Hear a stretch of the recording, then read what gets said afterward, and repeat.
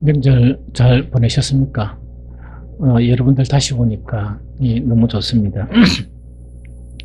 어, 그, 우리 이제 복음을 이해하고 또 믿고 받아들여서 이 구원에 이르는 거, 이거는 우리 기독교 신앙의 본질적인 그런 문제입니다. 만약에 우리에게 구원이 상실됐다 그러면 그거는 가장 불쌍하고 가장 불행한 일이죠. 그래서 우리는 이 복음을 이해하고 믿고 받아들여서 이 구원에 이르는 이 자체가 우리에게는 가장 중요한 그런 일임을 잊지 말아야 합니다. 그런데 이 복음을 이해하고 믿고 받아들여서 이 구원을 넣는 그런 부분에서 우리에게는 가장 중요한 인식해야 될 일이 있다 하는 것을 지난 시간에도 이야기를 했습니다. 그것은 뭐냐니까 제일 먼저 이 하나님의 살아계심, 이것을 믿어야 돼요. 그 하나님은 천지를 창조하시고 이 모든 우주의 그런 주인이시다 하는 이 사실을 받아들이지 못하면 아무리 복음이라도 또 아무리 우리의 믿음의 그런 방법이라도 그것은 참 믿음에 이룰 수가 없습니다. 그래서 가장 중요한 것은 하나님에 대한 인식입니다. 그래서 이것이 너무 중요하고, 또 두 번째 우리가 인식해야 될 건 한순간도 잊어버려야 되지 않아야 될 것은 뭐냐, 하나님도 계시지만 이거는 우리를 미혹하고 지금도 우리를 넘어뜨리려고 하는 그 사탄의 그런 실체를 반드시 알아야 돼요. 이 사탄은 끊임없이 우리를 방해하고 있고 끊임없이 우리를 넘어뜨리려 하고 있다 하는 이 사실을 분명히 인식해야 됩니다. 세 번째 인식해야 될 것은 뭐냐, 우리 자신이에요. 우리는 이 사탄에 속아서 이렇게 살고 있습니다. 그런데 사탄의 속은 자들 중에서 우리는 큰 은혜를 입어가지고 하나님을 믿게 된 거예요. 그런데 이 믿고 이렇게 하지만 결국은 이 믿음 자체가 아니고는 절대로 구원에 이를 수가 없다 하는 그 이야기죠. 그래서 우리가 이 복음을 받아들이고 믿어야 우리가 구원에 이룰 수가 있고, 또 그렇지 못하다 그러면 이 사탄이 가야 되는 이 지옥에 갈 수밖에 없다 하는 것 자체를 우리가 분명히 믿어야 된다는 이야기죠. 그리고 우리에게 있는 그런 천국 자체는 우리는 죽고 가야 되는 그런 천국만 있는 게 아니고 이 땅에서도 그 천국을 누리면서 살 수 있는 그 길을 예수님이 우리에게 열어주셨다 하는 이 사실이 있죠. 이거는 계속 인식하고 또 계속 되뇌이고 또 계속 이 자신을 갖다가 확인하고 하는 것 자체가 우리에게 매우 중요합니다. 그런데 복음만이 우리를 이 천국으로 인도할 수 있습니다. 그러다 보니까 우리가 이 복음 안에 있느냐, 즉 복음 안에 있다는 것은 성경에는 다른 이야기로 예수 그리스도 안에 있다 이런 표현이에요. 그럼 복음 안에 있느냐, 복음 안에 있지 아니하냐, 이거는 그리스도인들에게 매우 중요해요. 그래서 우리가 복음 안에 있고 그리스도 안에 있으면 그 증거가 이래 나타나요. 그 증거는 강하게도 나타나지만 어떤 때는 그 증거가 약하게도 나타나요. 그러나 그 증거는 항상 나타나야 되고, 그 증거는 믿음 자체가 이렇게 정진됨에 따라서 그 증거가 더욱더 뚜렷하게 나타난다는 이야기죠. 지난 주일날 그 복음 안에 있다, 우리가 주님 안에 있다 하는 그 증거 중에 하나가 이 세상이 줄 수 없는 기쁨이 있느냐 없느냐, 그것이 바로 이 복음 안에 있다, 주님 안에 있다 하는 그런 증거로 나타난다는 이야기죠. 오늘은 그 주님 안에 있는 기쁨, 이 세상이 줄 수 없는 그 기쁨도 있지만 또 복음 안에는 또 한 가지 가장 중요한 게 있습니다. 이 중요한 것은 모든 인생 자체가 갈구하는 거예요. 그것이 바로 뭐냐? 평안이에요. 그래서 복음서에는 평안이라고도 이야기하고 평화라고도 이야기하고 또 평강이라고도 이렇게 이야기합니다. 그래서 오늘 본문 요한복음 14장 27절에 보면 평안을 너희에게 끼치노니 곧 나의 평안을 너희에게 주노라. 내가 너희에게 주는 것은 세상이 주는 것과 같지 아니하니라. 너희는 마음에 근심하지도 말고 두려워하지도 말라 하는 이 말씀이에요. 그러면은 복음이신 예수 그리스도를 우리가 받아들이고 그 예수 그리스도를 믿게 되면 어떤 현상이 벌어지느냐, 이 세상이 줄 수 없는 기쁨도 우리 속에서 자그마한 기쁨부터 그 기쁨이 계속 증폭되어서 가는 거예요.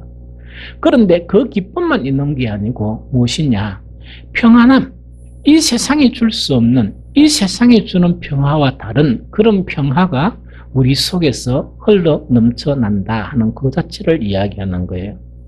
그래서 이것 자체가 가장 중요한 그런 요소예요. 그런데 우리가 그리스도인이 되면 주님 안에 있는 기쁨이나 또한 주님 안에 있는 평안 있죠. 이 평안은 모두가 이 갈구하는 것이고 또 평안은 가장 쉬운 것으로 생각이 되죠. 그런데 성경에서 말하는 평안은 좀 어려워요. 사실은 좀 어려워요.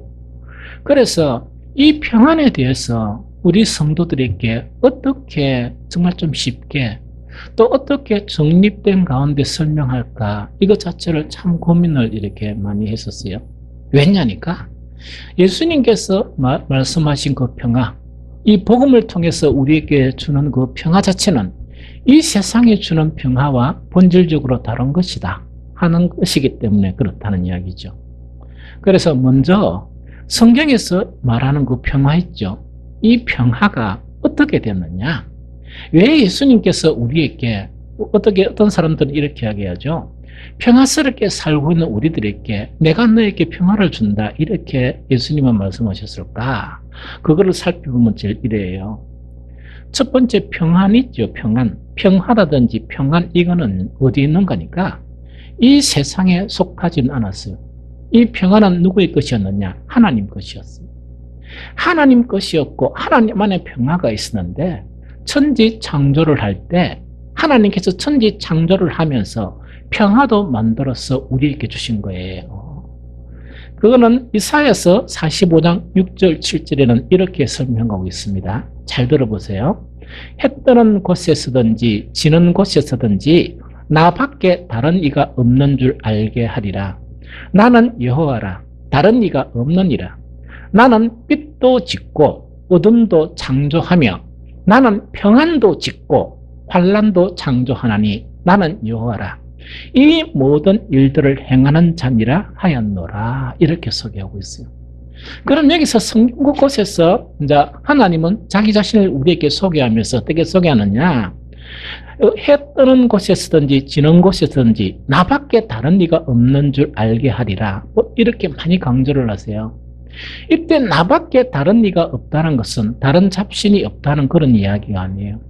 이거는 뭐냐니까 천지 이 우주의 그런 주재권을 진 분이 바로 나이기 때문에 나밖에 없다 하는 그 말씀이에요. 또 그것뿐만 아니고 우리를 구원하실 분은 하나님밖에 없다 하는 그 말씀을 다른 표현으로 한 것이 바로 뭐냐니까 정말 이 해 뜨는 곳에서든지 해 지는 곳 어디서든지 나밖에 다른 이가 없다는 그런 표현이에요. 그래서 하나님은 나밖에 없다고 표현을 하면서 어떻게 말씀하시느냐? 너희들이 보는 그 빛은 내가 만든 것이다. 저 빛은 내가 만든 것이고 너희가 밤에 잘 때 그 어둠도 내가 만든 것이다. 그러면서 하나님이 만드셨다 하는 것 중에서 한 가지 가장 중요한 것을 세 번째로 말하고 있습니다. 이거는 무슨 말인가 하니까 나는 평안도 지었다. 나는 평안도 만들었다는 이야기죠. 그래서 이 말씀은 어떤 말씀인가 하니까 우리가 범죄하기 전에 우리는 에덴 동산에서 살았을 때는 하나님의 창조한 평화가 우리 속에서 우리 관계성 속에 있었다는 그걸 이야기합니다. 그래서 이 평안은 뭐냐니까 왜 예수님께서 내가 너에게 평안을 주는데 그 평안은 이 세상이 주는 거와 다르다 하는 그 자체가 정말 예수님이 우리에게 주시는 그런 평안은 본질적인 평화다 하는 그것을 말씀하고 있었습니다. 그런데 우리 인간은요 이 평화를 잃어버렸어요. 상실해버렸어요. 그게 어디에 나오느냐? 예레미야 16장 5절에는 이렇게 말씀하고 있습니다. 여호와께서 이와 같이 말씀하시되 초상집에 들어가지 말라. 가서 통곡하지 말며 그들을 위하여 애곡하지 말라. 내가 이 백성에게 나의 평강을 빼앗으며 인자와 사랑을 제함이라. 여호와의 말씀이니라 하는 요 말씀입니다. 물론 요거는 단편적으로 보면 범죄하고 타락한 이스라엘에게 뭐냐? 하나님이 다시 평화를 주셨다가 그 평화를 다시 뺏어버렸다는 그 내용이에요. 그런데 궁극적인 부분은 바로 뭐냐니까 우리 인간이 정말 타락하기 전에 제 상태에 있기 전에는 평화 가운데 있었어요. 우리 내면에도 본질적인 그런 평안을 누리게 되고 우리 사람과의 관계성 속에도 평안을 누리는데 우리의 범죄로 말미암아 하나님께서 무엇을 빼앗아 버렸다고요? 평화를 빼앗아 버렸어요. 그래서 우리는 정말 때로 뭡니까? 서로 싸우기도 하고 다투기도 하고 이것이 더 커지면 나라 간에 그런 분쟁이 일어나게 하고 전쟁이 일어나기도 하고 하는 그것을 이야기해요. 즉 이 세상에서 그 평화를 빼앗아가 버렸기 때문에 우리는 이렇게 갈등 가운데 살아야 한다는 그걸 이야기합니다. 또 정말 성경은 뭐라고 이야기하는 거니까 우리가 정말 아무리 이렇게 지정의를 가졌지만은 우리는 그 평안의 길을 찾지를 못한다는 이야기예요. 왜? 본질적인 평화를 빼앗아 버렸으니까. 또 그것뿐만 아니고 이래 이야기해요.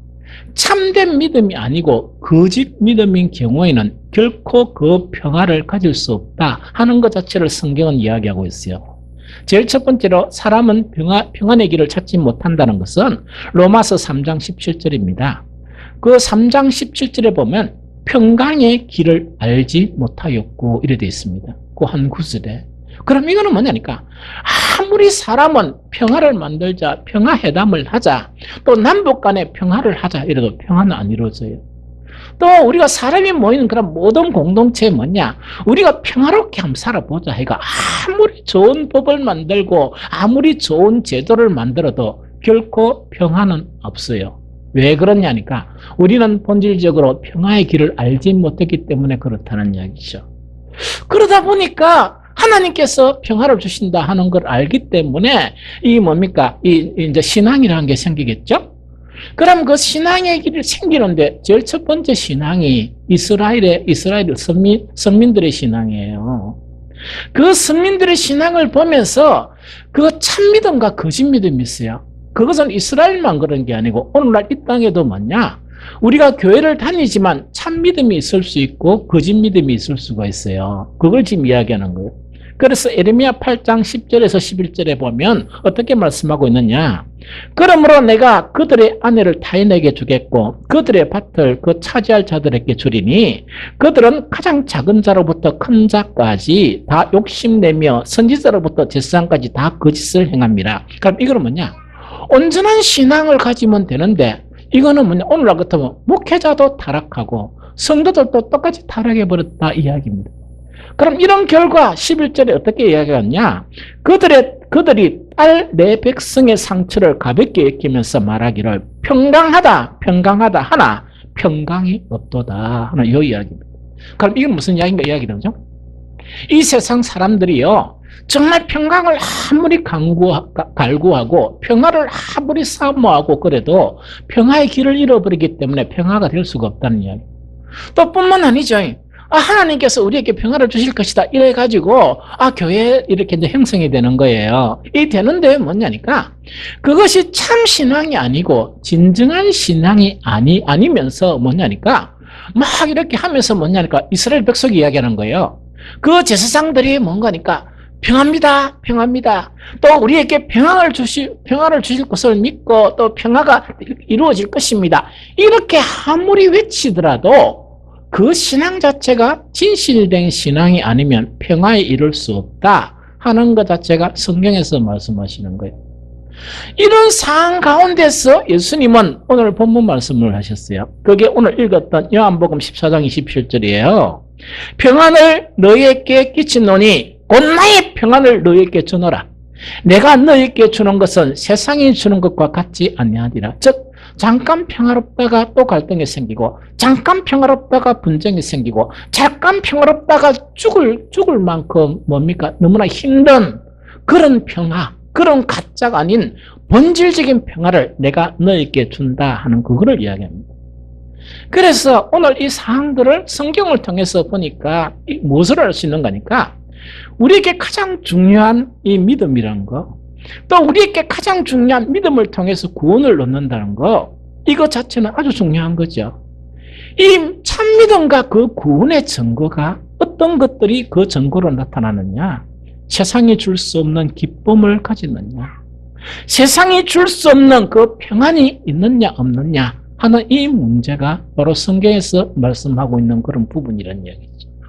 그래서 예수님은 복음으로서 이 땅에 오시면서 말씀하신 것이 뭐냐? 그 복음만 너희들이 이렇게 살아라 하는 것만 말씀하신 게 아니고 예수님은 뭐냐? 너희가 그렇게 되어지면 기쁨을 누리게 되고 너희가 그렇게 되면 평강을 누리게 되고 너희가 그렇게 되면 쉼을 누리게 된다 하는 등등 많은 그런 증거되는 그런 것들을 우리에게 주셨다 하는 그거를 이야기합니다. 자, 이제는 좀 어려워요. 지금까지는 그래도 좀 쉽죠? 쉬운데 정말 이 평안 자체를 어떻게 얻을 것이냐? 이 평안 자체가 어떻게 하면 우리 속에서 풍성하게 나타나고 이 평안 자체가 우리 빛과 소금 교회라는 그 교회 공동체 안에 여러분들 각 가정의 그런 가정 안에 어떻게 평화 자체가 온전하게 이루어지느냐 하는 이 문제 있죠. 이 문제를 우리가 생각해 봐야 되겠다는 거죠. 어쨌든 간에 완전한 것은 아니지만 제가 고민하면서 성경에서 말하고 있는 그 평화를 세 가지 관점에서 이렇게 정리를 했습니다. 물론 다음에 오늘 이 말씀이 있죠. 요한복음 14장 27절 말씀을 만약에 전할 기회가 있다 그러면 다음에는 더 구체적으로 더 확실하게 아마 전할 수 있을 것이라 생각합니다. 그러나 지금 이 순간 전하는 이거는 제가 지금 알 수 있는 그 부분의 최고치예요. 그럼 평화가 뭐냐니까 이 이야기입니다. 성경 구약과 성경 신약 있죠. 이 통틀어서 평화의 문제를 이야기하려고 그러면 세 가지의 그런 평화 자체를 반드시 알아야 됩니다. 제일 첫 번째 평화는 뭐냐? 평화의 여건이 형성됨으로 누릴 수 있는 평화예요. 평화의 여건을 하나님이 주신다는 이야기예요. 그 평화의 여건을 주시니까 이제 평안을 누린다는 이야기죠. 그렇게 누리는 평안이 있고 두 번째는 뭐냐니까 그리스도의 평안을 가짐으로 얻는 평화예요. 그럼 세 번째는 뭐냐? 좀 어렵지만은 관계성에서 나타난 평화예요. 이 세 가지를 설명하려고 그래요. 그럼 이 세 가지가 뭐냐? 제일 첫 번째로 뭐냐? 평화의 여건이 형성됨으로 누리는 평안이 뭐냐 하는 이야기입니다. 이 이야기거든요. 간단하게 하면 이야기예요. 이번 명절 때, 그죠? 뭔가니까 여러분들 호주머니 똑 떨어지고 돈이 하나도 없는 거예요. 가족 친지들을 탁 만나는데 돈이 하나도 없고 여러 가지 그런데 그러면 마음이 평화롭습니까? 평화롭던가요? 안 그렇죠. 제가 오늘 이 설교하려고 오늘 아침에 꿈을 꿨어요. 어떤 꿈을 꿨는가 하니까 교회에 뭐가 고장이 났는데 이 고장이 나고 또 등장하는 인물이 뭡니까? 우리 회계부서의 누굽니까? 우리 어디서 등장하는데 뭐냐니까 이거 빨리 돈을 주고 이걸 갖다 해야 되는데 돈이 없는 거예요. 돈이 없어서 마음이 막 불안한 거예요. 그래서 우리 어집사 이거 빨리 보여야 되는데 이러니까 그렇게 돈이 없다 보니까 어쩔 줄을 몰라 하는 거예요. 그래 불안했어요. 그래 잠이 깬 거예요. 먹을 것이 없는데 편안합니까? 몸이 많이 아픈데 평안합니까? 갑자기 몸이 막 쑤시고 해가지고 죽을지도 모르겠다. 이럴 때 뭡니까? 평화라도 평합니까? 안 평안하죠. 그걸 이야기하는 거예요.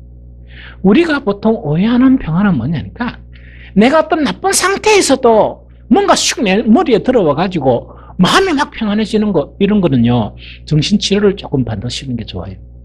이해가 됩니까? 그래서 구약 성경의 그 전체를 보면 어떤 내용이 있는가 하니까 하나님은 우리에게 평안을 주시기 위해서 평안이 될 수 있도록 그 여건을 충족시켜 주신다는 그 이야기예요. 이해가 됩니까? 야고보서 2장 15절 16절을 보면 이와 관계에 대한 말씀 중에 아주 중요한 말씀이 있어요. 세 번 읽어보면 이런 이야기입니다. 어떤 형제나 자매가 헐벗고 그날 먹을 것조차 없는데 여러분 가운데 누가 그들에게 말하기를 평안히 가서 몸을 따뜻하게 하고 배부르게 먹으십시오 하면서 말만 하고 몸에 필요한 것들을 주지 않는다고 하면 무슨 소용이 있겠습니까? 이야기죠. 여기서 평안이란 것은 샬롬을 이야기해요. 유대인들에게. 이거는 복합적이에요. 그러니까 이 헬라어의 평화라는 것 자체는 전쟁이 안 일어나고 평안 상태, 싸움이 안 일어나고 평안 상태를 이야기하지만 샬롬이라는 것 자체는 전반적인 평화를 이야기합니다. 이해가 됩니까? 그래서 유대인들은 늘 뭐냐 샬롬 샬롬 하면서 인사하고 이 평안을 빌어주는 거예요. 이 평안을 빌어주는 거거든요. 그러면 자 보세요. 만약 명절에 형제를 딱 만났는데 먹을 것이 없고 입을 것이 없는 거예요. 그런데 말만 뭐냐니까 평안하세요 샬롬 이렇게 이야기하고 먹을 것 안 주고 돈도 안 챙겨주고 이러면 그 사람의 평화가 임합니까 안 임합니까? 안 임하는가 봐. 우리 명수 군사님은 임하는가 봐. 기도를 많이 하니까. 안 임하잖아요. 그래서 제일 첫 번째 평안은 뭔가 있겠네. 하나님께서 우리가 마음이 편안하도록 그 여건을 형성해 주는 거예요. 이 평화예요. 이 평화는 가장 기초적인 평화예요. 가장 기초적인 평화예요. 그래서 이 평화를 보면 뭐냐니까 하나님께서 우리에게 건강을 주시고 하나님께 우리에게 필요한 물질을 주시고 하나님께서 여러 어려운 그런 상황 가운데 우리를 보호해 주세요. 왜? 우리가 편안하도록. 뿐만 아니고 하나님께서 우리의 생명을 지켜주세요. 이 모든 것 자체는 뭐냐? 우리가 평안하도록 하나님께 주신다는 그 이야기예요. 그러면 성경을 구체적으로 살펴봅니다. 이사야서 32장 17절 18절에 보면 이런 이야기입니다. 의의 열매는 평화요 의의 결실은 영원한 평안과 안전이라. 나의 백성은 평화로운 집에서 살며 안전한 거처 평온히 쉴 수 있는 곳에서 살 것이다. 이 이야기다. 그죠? 성경에서 이야기하는 평화에서 가장 기초적인 것은 뭐냐니까 내가 하나님과의 관계에서 내 신앙이 똑바르다는 그 자체가 뭐냐 의의 열매로 표현하고 있는 거 여기서는 내가 신앙이 온전하게 되면 하나님께서 우리에게 무슨 열매를 주신다? 의의 열매, 자기 의가 아니고 하나님의 의의 열매를 주세요. 의의 열매를 주시면 하나님께서 우리에게 뭘 하시느냐? 우리를 안전하게 해주신다는 이야기. 모든 이 환난과 고통과 어려움 속에서 우리를 지켜주신다는 이야기예요. 그리고 평안을 주신다는 이야기예요. 또 안전한 거처를 주시면서 불안 안 하도록 우리를 지켜주신다는 그 이야기입니다. 그럼 여기서 이야기하는 평안은 뭐냐니까 모든 것을 빼떼러 가버리고 우리를 극기 훈련시키듯이 하나님께서 이런 가운데서 평안을 해라 하는 게 아니고 우리의 연약함이나 우리가 육신에 속한 것을 아시기 때문에 우리의 필요한 것을 충족시켜 주심으로 우리가 편안한 상태에 있게 해주신다는 그 이야기예요. 여러분들이 이런 것을 느꼈다면 하나님이 지켜주신 거예요. 여러분들이 이런 것을 누리고 살았다면 하나님이 주신 거예요. 그걸 지금 이야기하는 거예요. 또한 시편 25편 12절 13절에 보면 이렇게 말씀하고 있습니다. 여호와를 경외하는 자 누구냐? 그가 택할 길을 그에게 가르치시로다. 그의 영혼은 평안히 살고 그의 자손은 땅을 상속하리로다. 이 말씀이에요. 여기에도 어떤 것을 이야기하고 있는 거니까 평안을 주시기는 주시는데 하나님의 말로만 관념적으로만 평안을 주시는 게 아니고 뭔가니까 하나님을 경외한다는 것은 신앙에서 가장 중요한 내용이에요. 우리가 하나님을 믿게 되면 그 결과로 뭐냐? 하나님에 대한 경외함이 생겨요. 경외함이 딱 생기고 진정으로 하나님을 믿는다 하는 그것이 나타나게 되면 하나님께서 우리에게 뭘 보장해 준다? 평안히 살도록 해주시고 우리의 자식들에게 뭐냐? 땅을 상속하도록 해주신다는 그 이야기예요. 이게 평화예요. 가장 기초적인 평화예요. 한 구절 더 볼까요? 잠언 3장 1절 2절 보면 내 아들아 나의 법을 잊지 말고 네 마음으로 나의 명령을 지키라. 그래야만 그것이 내가 장수하여 많은 해를 누리게 하며 평강을 더하게 하리라 이야기죠. 그럼 이거는 뭐냐니까 우리 모두 다가 뭡니까? 오래 살고 싶죠? 사람이 아무리 오래 살고 싶어도 죽을 때 다 죽습니다. 제가 이렇게 이렇게 떠나는 그런 분을 보니까 어떤 분은 뭡니까? 뭘 들고 건강하려고 물 길러 와가지고 딱 엎으시는데 소천하셨어요. 서로 건강했어요. 여러분들 그렇거든요. 그래서 여기도 보니까 뭐냐니까 정말 하나님의 법을 잊지 않고 하나님의 법을 막 이렇게 지키려고 노력하는 거 이건 진정한 신앙의 표상이에요. 이런 자에게 뭐냐? 너는 뭘 하겠다? 오래 살게 해주겠다 이야기입니다. 그래서 여러분들 오래 살고 싶으면 왜 하면 됩니까? 하나님의 법을 사랑하고 하나님의 말씀대로 살려고 노력하지 막 쓸데없는 거 막 한다고 오래 사는 거 아닙니다. 하나님이 딱 생명을 걷어가면 금방 걷어가 버려요. 금방 걷어가시거든요. 또 그것뿐만 아니고 10편 19편 165절이에요. 주의 법을 살아가는 자에게 큰 평안이 있으니 그들에게는 장애물이 없으리로다. 이거는 뭔 이야기냐면요. 아름다운 그런 신앙의 표상, 정말 진정한 신앙, 진정한 믿음이라는 것은 뭐냐? 그 증거가 하나님의 말씀을 살아가는 거예요. 하나님의 말씀을 살아가는 진정한 사랑을 가지게 되면 하나님께서 그 사람 앞에 무엇을 없애버린다고? 장애물을 없애버리는 거예요. 장애물을 없애주니까 늘 평안하게 살 수 있습니까? 못 삽니까? 평안하게 살 수가 있죠. 그러면 첫 번째 평안은 어떤 평안이냐?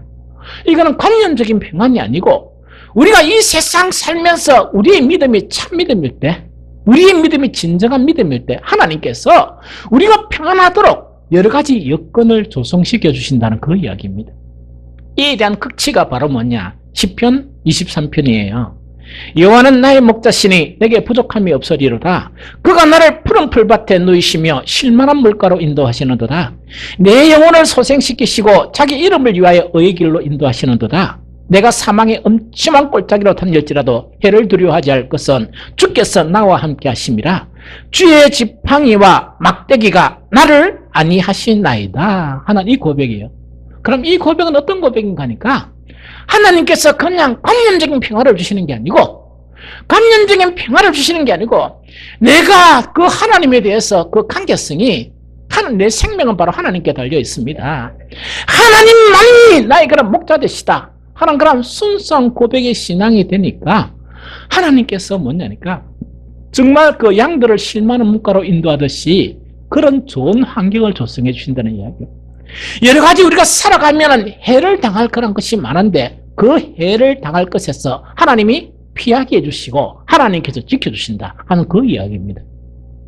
여러분들 지금 이렇게 이야기한 가장 기초적인 평화 있죠. 이건 필요한 거예요. 이건 아주 필요한 거예요. 그래서 우리가 하나님과의 관계에서 온전한 그런 믿음을 가짐으로써 우리의 여건 자체가 하나님께서 우리가 보이지 않는 하나님의 손길로 말미암아 우리의 여건 자체를 하나님께서 온전하게 해주심으로 말미암아 여러분들이 평화를 누리는 저와 여러분들이 되시기를 예수 그리스도 이름으로 축복합니다. 두 번째 평화가 이런 평화예요. 자, 여건이 조성됐다 하는 것은 기초적인 평화예요. 먹을 것이 있다. 몸이 잘 안 아프다. 병원에 잘 안 간다는 이야기죠. 병원도 잘 안 가고 여러 가지 살아가다 보니까 딴 사람들은 장애되는 요소가 참 많은데 그 장애되는 요소가 없다. 어떤 경우에는 뭐냐니까 정말 천사를 느끼는 것처럼 정말 여러 가지 위험한 그런 상황 속에서도 하나님이 딱 보호해 주시면서 전혀 그런 일이 일어나지 않았다. 이거는 하나님께서 환경을 조성해 주심으로써 우리를 편안하게 만드는 그 평안이에요. 이 평안은 필요한 것입니다.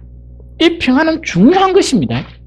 문제는 이 평안만 있어가지고 우리는 온전한 평화를 누릴 수가 없습니다.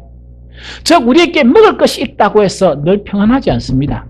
우리에게 쓸 것이 있고 우리가 건강한다 그래도 우리가 평안을 누리지 않습니다. 이 세상은 우유곡절이 참 많죠. 우유곡절이 많다 보니까 뭐냐니까 먹을 것이 있고 하나님께서 나에게 여러 가지를 조성해 주시는데도 마음이 불안하고 그 평안이 없는 사람이 있어요. 겉은 멀쩡하고 다 가지고 있는데 뭡니까? 막 소가리하고 이런 사람들이 너무 많아요. 그래서 사람들을 딱 만나보면 뭐냐니까 저 사람에게는 뭐 근심이 뭐 있나, 먹을 거 많지, 뭐 자금 이거 좋지, 저것도 다 있지, 이것도 다 있지, 직장 다 있지, 자식도 다 괜찮지. 그러면 평안해야 되는데 자기는 고통스럽다고 이야기하거든요. 그 사람은 고통스러운 거예요. 그럼 이것은 우리에게 여건만 있다 그래서, 여건만 충족됐다 그래서 우리가 평안하지를 못한 거예요. 그럼 이때 평안이 필요한 거예요. 그래서 이때 평안 자체를 가장 잘 표현한 것이 빌립보서 4장 9절 후반절입니다. 빌립보 4장 9절 후반절. 그리하면 평강의 하나님이 너희와 함께 계시리라.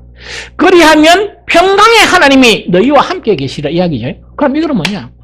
어떤 사람은 뭐냐? 내한테 주어진 환경이 참 좋습니다.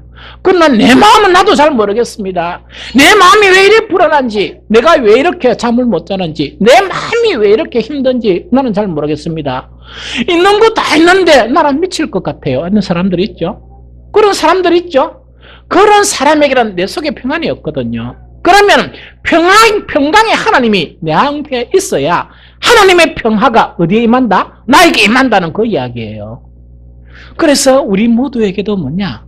이 세상 살아가보면 우리 마음도 그렇지만 여러 가지 상황 자체가 정말 괜찮은 그런 상황인데도 불안하고 괜찮은 상황인데도 괴로워하고 괜찮은 상황인데도 서로 부부가 다투고 싸우면서 분쟁이 일어나는 경우가 많아요. 이럴 때는 바로 뭐가 필요하냐? 하나님의 평안이 우리 안에 있어야 됩니다. 그러면 여러분들이요, 상황 자체는 다 갖추어져 있는데 불안하다. 상황 자체는 다 갖추는데 밤에 잠을 자지 못하겠다 하는 거 있죠. 그래서 온 밤을 너무나 고통 가운데 세우면서 또 그렇게 세우면 아침에 해를 딱 보면 잊어버리죠. 그런데 가끔씩 밤에 또 잠을 못 자가지고 막 괴로운 거예요. 내 마음이 괴로운 거예요. 그런다고 해서 먹을 게 없느냐? 먹을 게 있어요. 있던 집에 다 도망가 버렸냐? 그대로 집에 있어요. 있는데도 이 불안한 경우가 있거든요. 그때 평안이 뭐냐? 평강의 하나님이 내 안에 계셔서 내가 그 상황을 극복할 수 있는 평화를 해야 된다 이야기입니다. 그러면 빌립보 4장 9절 전반절에는 어떤 내용이 있느냐 이야기입니다. 이런 평화를 가지려고 하면 반드시 실천 사항이 3개 필요합니다. 제일 첫 번째로 뭐냐? 어떤 상황 속에서도 주님 안에 서 있어야 된다. 어떤 상황 속에서도 주님 안에 서 있어야 된다. 빌립보 4장 1절입니다. 그러므로 나의 사랑하고 사모하는 형제들, 나의 기쁨이요 면류관이 살아가는 자들아, 이와 같이 주 안에 서라 이야기라고요. 그럼 요거는 무슨 말인가? 이런 이야기입니다. 다시 들어보세요. 살다 보니까 평안했다가 왠지 마음이 이렇게 복잡해지고 왠지 번민이 생기고 왠지 뭐냐니까 다른 사람들은 뭔가 이렇게 아유 행복하겠다 이러는데 행복이 아니고 나는 불행을 느끼는 거예요. 이럴 때 우리는 어떻게 하느냐? 내가 내 속에 있으면 안 돼요. 내가 세상 속에 있으면요, 그건 절대로 극복 못합니다. 내가 또 뭐냐니까 평화가 없는 친구들 만나가 아무리 뭔가니까 이 교제를 나누고 맛있는 거 먹어도 그때뿐이지 돌아오면 여전히 그 고통은 우리에게 남아있어요. 그럴 때마다 딴 데를 찾지 말고 어디 안에 있어야 되고 주님 안에 딱 있어야 돼요. 주님 안에 딱 있어야만이 주님께서 그 평화를 우리에게 주세요. 이해가 됩니까? 두 번째 뭐냐니까 두 번째는 뭐냐 빌립보에서 사는 이야기가 이 이야기합니다. 어떤 상황 속에서 어떤 일을 만나도 뭘 해야 된다? 기도해야 된다. 빌립보 4장 6절이에요. 제가 읽어드릴게요. 아무것도 염려하지 말고 다만 모든 일에 기도와 간구로 너희 구할 것을 감사함으로 하나님께 아뢰라 이야기거든요. 그럼 이거는 뭐냐니까 어떤 일이라도 괜찮아요. 어떤 일이라는 것은 뭐냐니까 내 마음을 괴롭게 하는 그 모든 일이라도 괜찮아요. 저는 요새요 이걸 조금씩 체험하고 있어요. 옛날에는 그죠? 내가 장로라는 것 때문에 혹은 내가 목사라는 것 때문에 뭐냐 이것은 내가 처리해야지 하면서요 하나님께 이거는 기도 안 하는 거예요. 왜냐하니까 이 문제 가지고 내가 이렇게 힘들어하면 내가 위신이 안 서서나 그랬어요. 그런데 그때는 그래가지고 뭡니까 그 괴로움 속에 있었습니다. 요새는 조금만 마음이 괴로우면 손들어 버려요. 어떻게 버리는 거니까 주님 요렇네요. 주님 저렇네요. 이야기를 해봅니다. 하니까 너무 신기한 거는 뭐냐니까 옛날에는 뭡니까 내가 그래도 장로 아이가 내가 그래도 사회적인 뭐가 있지 이것 가지고 내가 뭐 이렇게 사람들한테 말하고 이것 가지고 힘들면 되나 하면서 힘든 거는 계속 있었던 거예요. 내가 스스로 극복하려고. 그건 주님 안에 있는 게 아니고 자기 안에 있는 거예요. 요즘은 뭔가니까 순간순간 좀 죄송합니다. 순간순간 우리 관계성마다 조금 이렇게 내려갔다가 좀 힘들죠. 바로 주님한테 일러줘 버리는 거예요. 주님, 홍사모가 이랬는데 맞습니까? 이래버린 거예요. 옛날에는 뭐냐, 고래가 이걸 혼자 극복하려고 그래도 선한 마음을 가져야 될 선한 마음을 가져야지 이러면서 하는 것만큼 힘들었어요. 요새는 즉각 뭡니까? 아니 홍해수 좋을 때는 홍사모 좀 더 문제가 있을 때는 아니 홍해수가 일하는데 주님 맞아요? 무슨 말 알겠죠? 딱 하고 나면 이상하게 뭡니까? 하나님께 넘겼으니까 마음이 평안해지는 거예요. 그래서 이제 그 뒤에 한마디 하나님 알아서 하십시오. 뭐 내가 한다고 해서 뭐 우리 홍사모가 바뀝니까? 하나님 바꿔주셔야 되지. 이런 거 있죠? 그리고 또 내가 전적으로 잘했다는 것도 아니고 이런 거 있죠. 그래서 하나님께서 알아서 하십시오. 이러니까 뭐냐니까 마음이 편안한 거예요. 그래서 뭐냐니까 성경에서는 뭐냐, 어떤 상황 속에서도 어떻게 하라고요? 주님 안에 있어야 되고, 어떤 상황 속에서도 어떤 일을 만나더라도 뭐냐, 아무것도 염려하지 말고 혼자서 꿍꿍거리지 말고 뭐라고요? 모든 일에 기도와 간구로 너희 구할 것을 감사함으로 하나님께 아뢰라는 이야기입니다. 이렇게 딱 하면 어떤 결과가 나타났냐? 빌립보 4장 7절의 결과가 나타나요. 그리하면 모든 지각에 뛰어난 무엇이? 하나님의 평강이에요. 모든 지각에 뛰어나신 하나님의 평강. 이거는 뭐냐니까, 우리는 모든 일에 대해서 어떤 일은 근심하고 어떤 일은 걱정하고 이러죠. 하나님 보시니까 아니에요. 평강이에요. 그래서 모든 지각에 뛰어나신 하나님의 평강 자체가 너희들의 마음에 들어와서 그 상황 가운데서 괴롭고 힘든 상황에서 우리를 구출해 주면서 우리를 뭐하게 만든다? 평화롭게 만든다. 이걸 하라는 이야기입니다. 그러면서 또 한 가지 더 이야기, 좀 어렵긴 어렵지만 한 가지 더, 빌립보 4장 9절에 아까 이야기했죠. 그러면 평강의 하나님이 너희와 함께 하시는 첫 번째가 뭐라고요? 어떤 상황 속에서도 뭐하라고? 주님 안에 있으라. 두 번째, 어떤 일을 만나도 뭐라고? 기도해보라. 그러면 평강이 임한다. 세 번째 하나가 더 아주 좋은 게 있어요. 그게 뭐냐? 어떤 상황 속에서도 선한 것을 생각하라. 어떤 상황 속에서도 선한 것을 생각하라. 빌립보 4장 8절에 일어났습니다.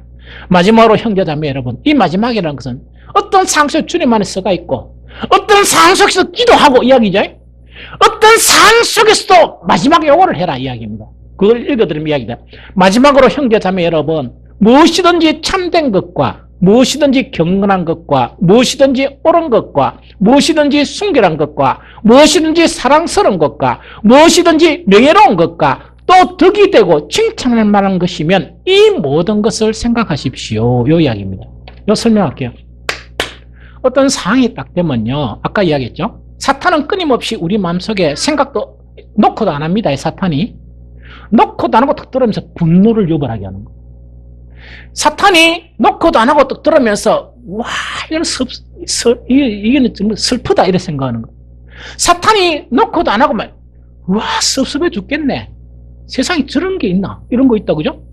서운해 죽겠네. 이런 거 있죠? 이런 거를 갖다 마음에 심어줘 버리면 그 시간 동안 뭡니까? 마음이 괴로운 거예요. 이해가 됩니까?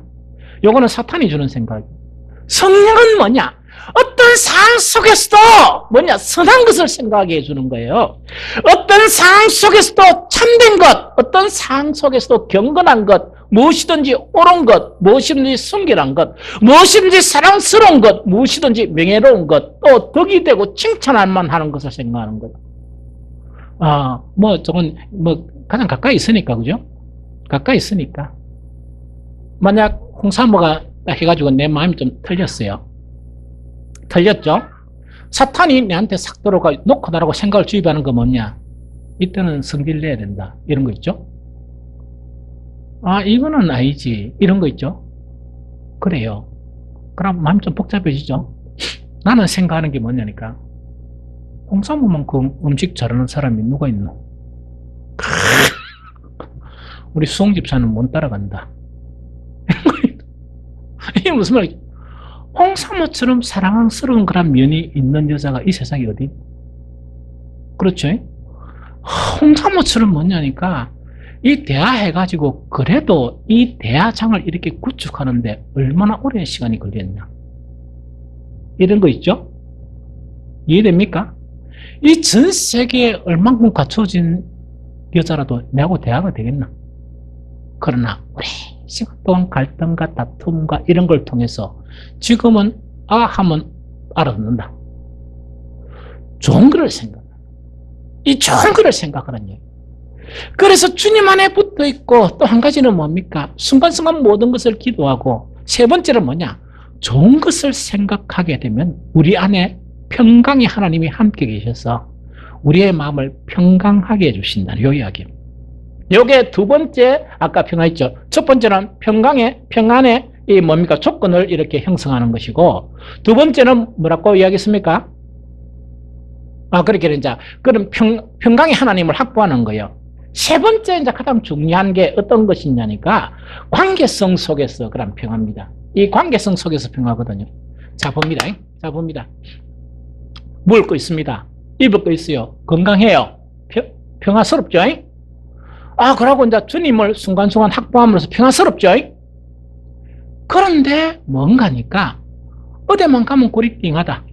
누구만 만나면 머리가 띵하다. 이 사람과의 관계성이. 자, 보세요. 만약에 내 인격도 이렇게 아주 이제 그리스도 인격으로 닮아가고 모든 것이 있었다. 우리 저 홍사모 이야기를 계속했는데 부부 간에 보면 늘 다툰 일이 생긴다. 그러면 모든 것이 가지고 있고 내 인격이 아무리 순화가 되더라도 이게 뭡니까? 늘 다툼이 생기는 것 속에서 분쟁이 생기는 것 속에 평화가 됩니까? 안 됩니까? 안 되죠? 어떤 사람은 이런 사람이 있어요. 교회는 가야 되겠는데 교회를 위해서 그렇게 기도하는데 예배드리러 교회만 가면 한숨만 난다. 교회만 가면 너무 괴롭다. 평화스럽습니까? 안 평화스럽습니까? 안 평화하죠. 그래서 세 번째 평화는 관계성입니다. 관계성에서 가장 핵심은 뭐냐? 둘 다 노력해야 됩니다. 관계성 속에서 가장 핵심적인 것은 뭐냐? 우리 모두가 평화를 이루어 나가야 된다. 이야기입니다. 한 사람은 아무리 평화를 외치지만 한 사람은 지옥에 있으면 그 사람하고 같이 살면 지옥이에요. 두 사람이 다 천국에 있어야 되지 한 사람은 지옥에 있으면 그 지옥이 되어버리는 거예요. 한 사람은 심성이 하나님의 심성이고 한 사람은 뭐냐? 사탄의 심성이다. 사탄하고 하나님 속에는 평화가 없습니다. 그 속에는 분쟁이 있습니다. 이걸 지금 이야기하는 거예요. 그래서 아무리 여건이 형성되고 아무리 내 혼자 하나님을 확보하면서 평화를 외치더라도 우리 관계성 속에서 이루어지지 않으면 후회되는 거니까 평화는 깨어진다는 얘기예요. 그래서 그 말씀이 골로새서 3장 15절 16절이에요. 제가 읽어드릴게요. 그리스도의 평강이 너희 마음을 주장하게 하라. 너희는 평강을 위하여 한 몸으로 부르심을 받았나니 이야기다. 그죠? 다시 읽습니다. 15절만 읽을게요. 골로새서 3장 15절. 그리스도의 평강이 너희 마음을 주장하게 하라. 너희는 평강을 위하여 한 몸으로 부름을 받았나니 이야기죠. 이거는 뭐냐? 평화에서 가장 궁극적인 혼자만 이렇게 하면 안 돼요. 혼자만 이렇게 평화를 하면 어디가 됩니까? 다른 종교들처럼 산에 올라가든지 다른 종교들처럼 혼자서 살든지 철학자처럼 그죠? 운막에서 혼자 살든지 그래야 돼요. 우리는 혼자 삽니까? 더불어 삽니까? 더불어 살죠. 그래서 진정한 세 번째 가장 중요한 평화는 사람과 사람과의 관계성 속에서 나타나는 평화예요. 이걸 뭐라고 이야기하느냐? 주님은 너희는 한 몸으로 부름을 받았기 때문에 서로 평화를 이루도록 노력하라. 이 말씀입니다. 자, 들어봅니다. 사람의 관계성의 평화는요, 절대로 혼자만 아무리 탁월해도 안 돼요. 자, 여러분들요, 영의 사람하고 육의 사람이 있겠죠? 영의 사람과 육의 사람이 평화가 이루어질 수 있습니까? 안 이루어져요. 그 평화가 이루어지면 그 오집사님이 기도한 내용 타협하는 거예요. 악과 타협하는 거예요. 그건 평화가 아니에요. 변질이에요. 그거는 배도예요. 그래서 우리는 어떻게 해야 되는가니까 정말 우리가 관계성 속에서 같이 노력해야 돼요. 그런데 가장 평화를 물리치는, 가장 평화를 이루지 못하는 가장 무서운 적은 뭡니까? 나는 괜찮은데 니만 바뀌면 된다는 거 있죠. 그런 사람들 치고요, 그 사람만 바뀌면 되는 경우가 거의 100%예요. 다시 이야기할까요? 사람과의 관계성 속에서 늘 이래야 합니다. 나는 괜찮단 말이야. 니만 바뀌면 돼. 이런 사람 있죠. 오늘 말씀드렸지? 이런 사람 있죠. 집가 좀 잘해란 말이야. 하면 진짜로 상대방은 잘할 필요가 없고 누가 잘해야 됩니까? 지가 잘해야 돼요. 지가 바뀌어야 돼요. 그런데 사람은 희한하게 눈이 떨려가지고 그걸 안 보면 지 꼬라지 봅니까? 안 봅니까? 지 꼬라지가 안 보여요. 미안합니다. 지 얼굴. 지 모양이 안 보여요. 범죄한 사람은 뭐냐? 사탄은 평화를 뺏어가는 거예요. 평화를 뺏어가는 방법 속에서 뭐냐? 다른 사람만 보면서 니만 잘하면 되고 니만 잘하면 되죠. 여러분들요, 만약에 어떤 사람이 그래도 인내하고 살려고 하면서 계속 이 뭡니까? 평화를 구축하고 참고 살죠? 하나는 안 바뀌고 뭡니까? 니만 바뀌면 된다, 니만 바뀌면 된다 이야기다, 그죠? 이런 이야기다, 그죠? 이 사람이 사는 거는 뭐냐? 평화롭게 사는 게 아니고 그냥 연단 가운데, 힘든 가운데 참고 사는 거예요. 그래서 가장 바뀌어야 될 사람은 이 사람이에요. 그런데 둘 다 바뀌어야 돼요. 우리 가정이 평화가 되려고 그러면, 자 보세요. 목사인 나하고 우리 사모하고 비교해보면 제가 훨씬 낫죠, 영성이. 그래도 저는 완벽하지 않아요. 그 상상처는 뭘 생각하는 거니까, 물론 이 입에 있는 혀도 물린다고 사람 사이에 어떤 문제가 없을 수 있습니까? 있을 수 있습니다. 그럼 항상 내 자신을 생각해요. 아이들한테 무슨 문제가 생기죠? 그럼 나는 어떻게 생각하는, 어릴 때 내 자신을 생각해요. 그래서 좀 이렇게 마음이 좀 안 좋다가도 내가 뭐라고 하는 거니까, 야 임마, 어째 그래 아빠를 그래 닮았냐. 어릴 때 나는 대했거든. 한마디 하면요 고치려고 노력해요. 그런데 나는 안 그런 척 하면서 니가 그래 하면 되나 뭐가 이러면 안 고쳐져요. 저는 이래요. 괜찮다 괜찮다. 아이 자식아, 닮으려고 하면 확실히 닮든지. 나는 그때 디비뻤다 이런 거 있죠. 디비뻗은 니는 그건 안 하네 이런 거 있죠. 그렇게 하면 너무 쉽잖아요. 사랑과의 관계성 속에서 같이 노력해야 돼요. 같이 바뀌어야 돼요. 여러분들 한 사람은요 욕심이 디딜디딜하고 욕심이 많아요. 한 사람은 뭐냐, 욕심이 별로 없어요. 평화 없습니다. 다 이타적인 사랑이 돼야 돼요. 서로 노력해야 돼요. 그래야 평화가 있는 거예요. 그리고 상대방이 뭐냐니까, 니는 나한테 1, 2, 3, 4 20가지를 요구하는 거예요. 요래라 요래라 요렇게라 요래라. 지는 뭡니까? 하나도 안 해요. 그건 지옥입니다. 지옥입니다. 지옥. 같이 노력해야지. 같이 해야 되죠. 그럼 이것 자체가 바로 그것을 이야기한다 하는 그 이야기입니다. 자, 이제 말씀을 정리하겠습니다. 우리 신앙에서 가장 중요한 거는 뭐냐? 구원이에요. 그 구원은 관념적이 아니에요. 그러면은 우리가 가야 될 곳이 천국이라 그러면 하늘나라가 있고 이 땅에 도래하는 나라가 있다고 그랬죠. 이 땅에 도래하는 나라 속에서는 무엇이 있으므로 이 땅에서 천국이 가능하냐? 아가페적인 사랑, 이 세상에 줄 수 없는 기쁨, 이 세상에 줄 수 없는 평화, 이 세상에 줄 수 없는 쉼, 이런 거 있죠. 이 세상에 줄 수 없는 자존감, 이 세상에 줄 수 없는 그 모든 거 있죠. 영화스러운 거. 그것이 하나씩 하나씩 내 마음 속에, 우리 가정 속에, 우리 공동체 속에 형성된 것을 이야기해요. 그것이 도래하는 천국. 그것이 복음 안에 있다는 그 증거를 이야기하는 거예요.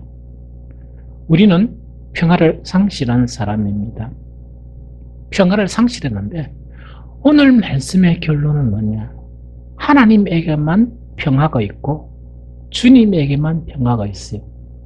이 말을 달리 표현하면 복음 안에만 평화가 있다는 거예요. 이 복음을 무시하지 아니하고 이 복음을 수용하고 받아들이고 내가 이 복음을 통해서 계속 변화되어져 간다면 내 속에 평화가 임하고 우리 가정 속에 평화가 임하고 우리 교회 안에 정말 천국의 평화가 임한다는 것입니다. 이런 평화가 우리 교회, 우리 가정에, 여러분들 속에 풍성해지기를 예수 그리스도 이름으로 축복합니다.